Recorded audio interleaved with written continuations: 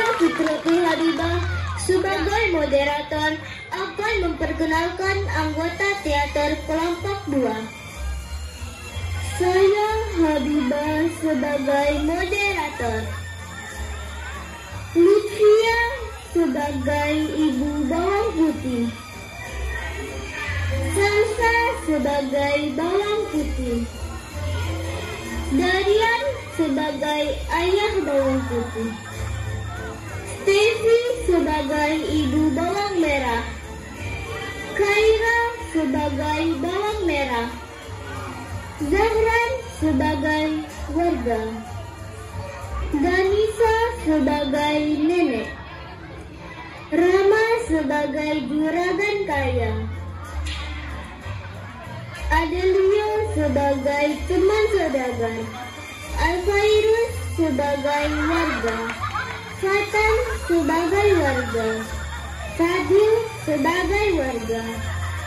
Fakih sebagai warga.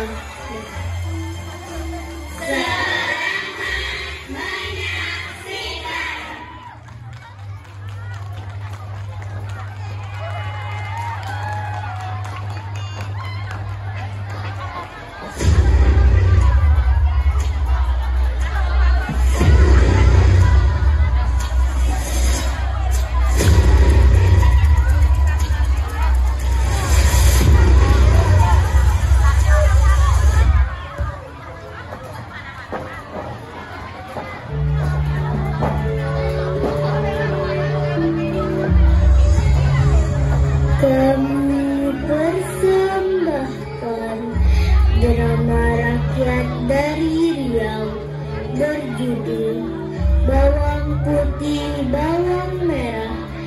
Selamat menyaksikan.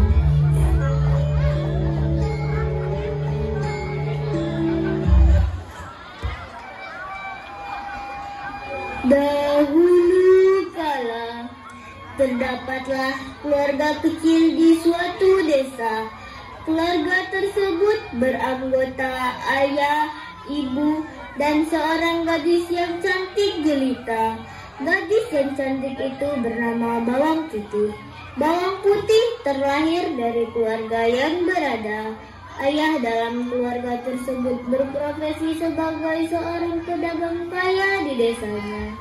Keluarga mereka hidup harmonis dan sangat bahagia. Pada suatu ketika, ibu Bawang Putih mengalami sakit keras. Bawang Putih dan ayahnya amat sedih melihat sang ibu. Pada suatu ketika, Nak, waktu ibu sudah tidak lama lagi. Ibu harap kamu menjadi anak yang baik dan berbaktilah kepada ayahmu. Ibu menyayangimu, Nak. Ayah, mengapa ibu pergi meninggalkan kita begitu cepat ya? Ini memang sudah takdirnya, Nak. Tapi kenapa begitu cepat ya? Aku sama siapa jika sudah tiada ibu ya? Sudahlah anakku, yang sudah biarkan sudah. Kamu masih punya ayah yang akan selalu menjagamu, Nak. Dan di desa itu tinggallah seorang janda yang memiliki anak bernama Bawang Merah. Semenjak ibu Bawang Putih meninggal, ibu Bawang Merah sering berkunjung ke rumah Bawang Putih.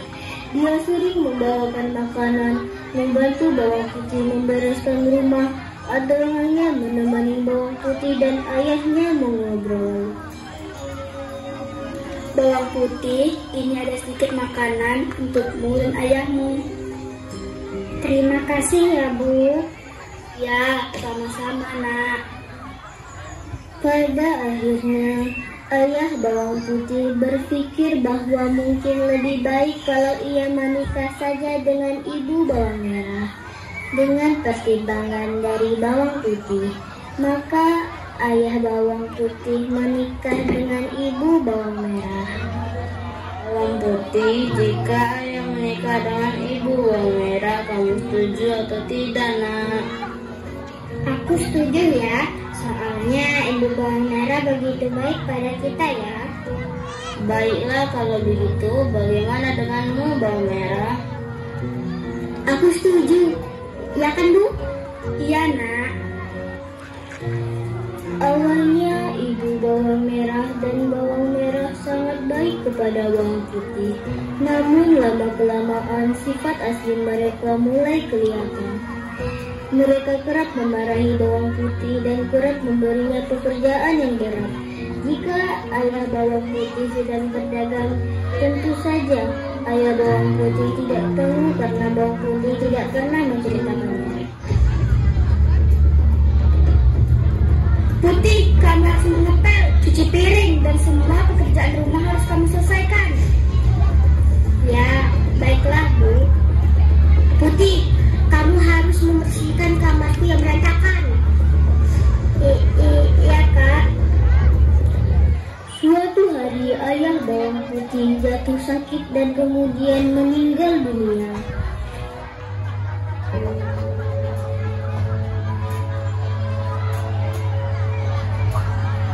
Putih, sepertinya ayah tidak kuat lagi karena penyakit ayah yang hampir menyebar ke seluruh tubuh ayah. Ayah, Putih mohon jangan tinggalkan Putih ya. Nak, jikalau ayah pergi, baik-baik ya nak. Ya, Ayah. Bu, aku titip Putih ya Bu. Ya, Ayah. Ayah, jangan tinggalkan Putih ya. Sejak saat itu, bawang merah dan ibunya semakin berkuasa dan semena-mena terhadap bawang putih dan hampir tidak pernah beristirahat.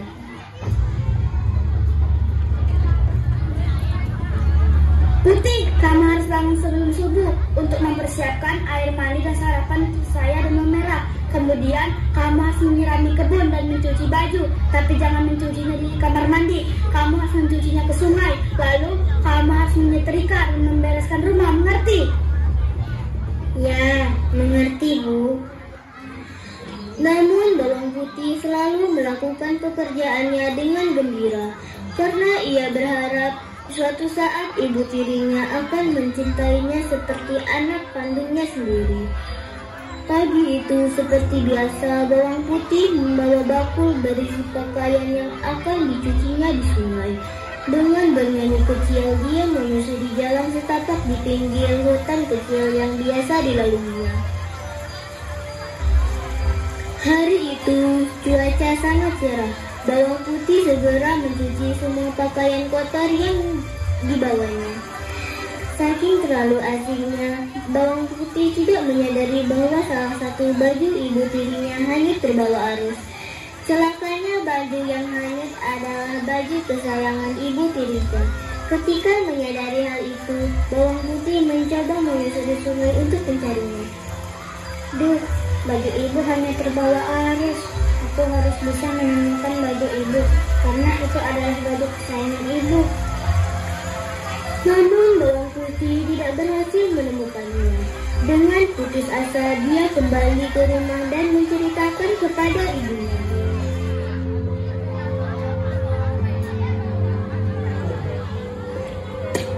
Bu, maafkan Putih, Bu. Baju ibu hanyut terbawa arus. Apa?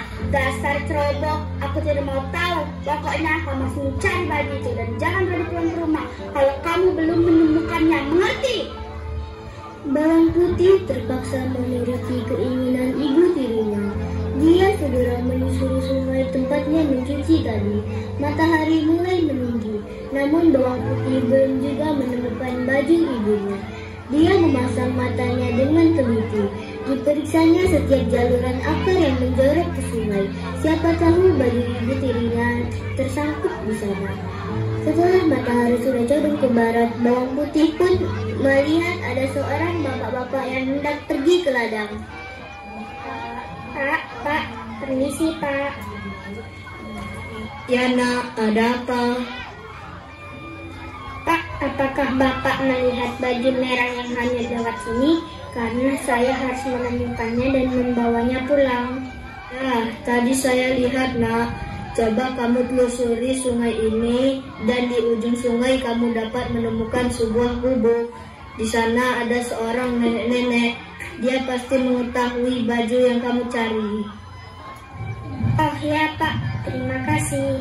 Oh ya, sama-sama ya Nak. Hari sudah mulai gelap. Bawang putih mulai putus asa. Sebentar lagi malam akan tiba. Dari kejauhan nampak cahaya lampu yang berasal dari sebuah gubuk tepi sungai.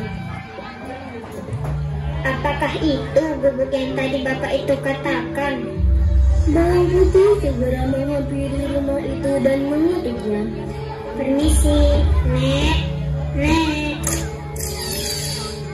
Siapa kamu, Nak? Saya Bawang Putih, Nek.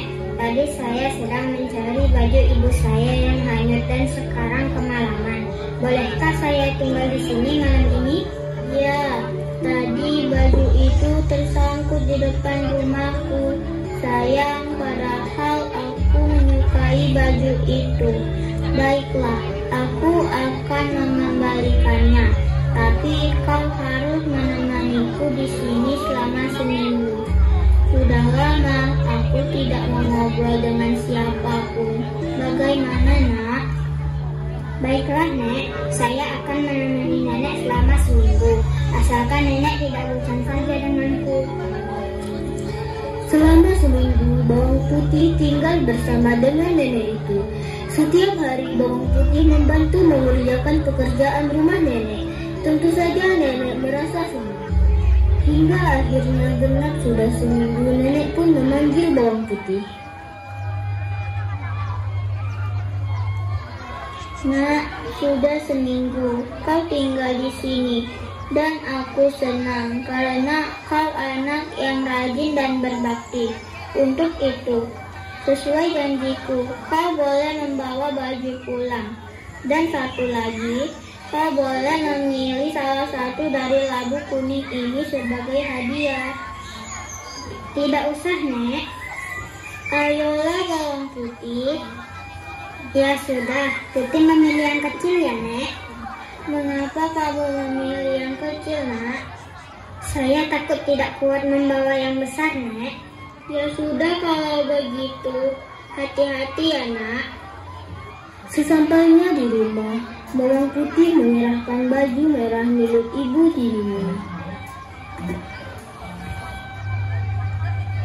Bu, ini bajunya. Putih, apa itu yang kamu bawa? Iya, apa yang kamu bawa, Putih? Ini hanya sebuah labu, Bu. Sini labunya. Merah, jangan. Karena dibanting bawang merah, labu itu pun terbelah. Bawang merah dan ibunya langsung berteriak bahagia dan terheran-heran. Mereka pun bertanya kepada Bawang Putih. Putih, kamu mendapatkan emas dan rubiin dari mana? Iya, dari mana?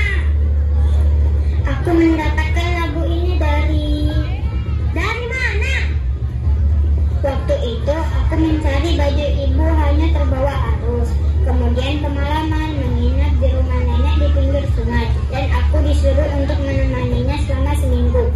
Setelah genap seminggu, aku diberi hadiah ini. Setelah mendengar cerita Bawang Putih, Bawang Merah pun berencana untuk melakukan hal yang sama. Tapi kali ini Bawang Merah yang akan melakukannya. Bawang Merah, kamu harus melakukan apa yang dilakukan oleh anak sialan itu. Baiklah, Bu. Kalau begitu, besok pagi kamu harus pergi ke sungai. Baiklah, Bu. Keesokan harinya, Bawang Merah pun menghanyutkan bajunya ke sungai. Setelah itu dia sampai di rumah nenek. Nek. Nenek tahu tidak baju yang hanyut tadi? Ya, nenek tahu. Tapi kamu harus menginap di sini selama seminggu. Baiklah, Nek. Selama seminggu, Bawang Merah selalu bermalas-malasan. Kalau ada yang dikerjakan, pasti hasilnya tidak bagus. Karena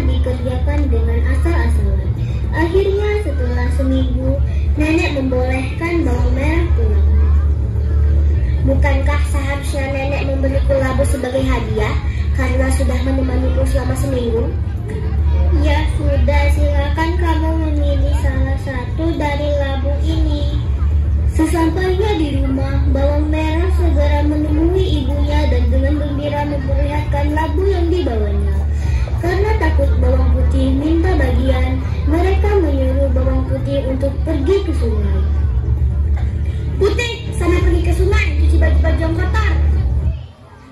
Baiklah, Bu. Setelah bawang putih pergi, mereka membelah labu tersebut.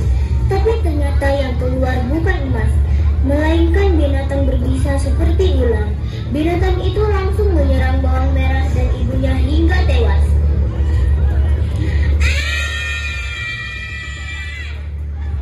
Kematian ibu dan saudara tiri bawang putih pun dengan cepat tersebar kepada seluruh warga. Bapak-bapak petani yang sedang beristirahat pun bertanya-tanya. Mereka meninggalkan cahaya yang jelas. Ketika itu, itu ibu dan saudara tirinya bawang putih meninggal karena apa ya? dengar-dengar sih karena makan labu. Tapi dengar-dengar juga katanya sih saat mereka membuka labu yang malah isinya hewan-hewan berbisa. Kalian bicara apa sih? Daripada berkata yang tidak benar, lebih baik kita melihat ke rumah bawang putih. Dan para warga berdatangan ke rumah bawang putih untuk melayan atas kepergian ibu dan saudara tirinya. Dan berkumpulan para warga hingga teman-teman dari ayahnya bawang putih. Dan bawang putih pun menyambut kedatangan para pelayan. Dan dari kejauhan tibalah seorang saudagar kaya juga bersama temannya. Ketika itu, lihat di sana, bukankah itu bawang putih? Dia begitu cantik dan anggun. Ya, benar.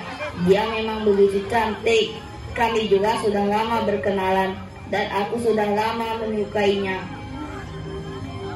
Kalau aku lihat-lihat, kalian memang serasi sih. Kenapa aku tidak menilainya saja? Memangnya dia mau hidup bersama denganku? Ya sudah, coba saja dulu. Mereka pun datang dan menghampiri bawang putih. Dan bawang putih pun menyambut kedatangan saudagar dan temannya. Lalu setelah para warga meninggalkan rumah duka, sang saudagar dan temannya pun menghampiri bawang putih dan ingin memulai percakapan. Dan ketika itu, Bawang putih, aku turut berduka atas kepergian ibu dan saudara tirimu. ya terima kasih sudah meluangkan waktunya untuk datang ke sini. Bawang putih, ada yang mau dibicarakan tuh sama saudagar. Mau bicara tentang apa? Begini bawang putih, kita kan sudah lama saling mengenal dan aku juga sudah lama menyukaimu bawang putih. Maukah kamu hidup menua bersamaku? Saudagar kaya pun lalu memberikan sebuah cincin kepada bawang putih. Apakah kamu mau hidup denganku yang sudah tidak mempunyai keluarga ini? Ya, tentu saja bawang putih. Baiklah, aku menerimanya. Aku mau hidup bersamamu. Bawang putih pun menerima cincin pemberian dari saudagar kaya. Dan akhirnya bawang putih dipersunting oleh saudagar muda yang kaya di desanya. Dan akhirnya mereka hidup bahagia. Hikmah yang bisa kita petik dari drama tersebut adalah semua perbuatan baik ataupun buruk akan mendapatkan balasan yang setimpal. Dan hendaknya setiap melakukan sesuatu harus dengan ikhlas, tanpa mengharapkan balasan.